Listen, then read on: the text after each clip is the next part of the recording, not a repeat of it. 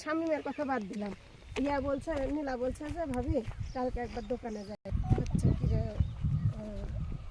যখন খাবার দিবে সব ইয়াতে উঠাচ্ছিল। শোন শোন, এদিকে শোন, এদিক দিয়ে যা, ও ভিতরে চলে গেল।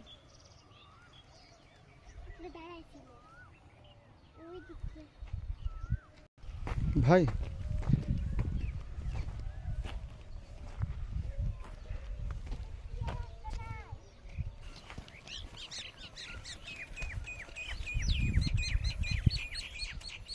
কি তাড়িয়েছো?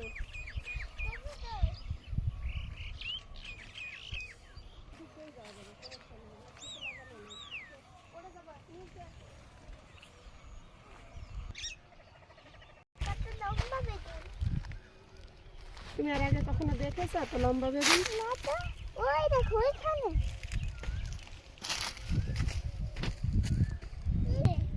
হ্যাঁ, ওইদিকেও একটা।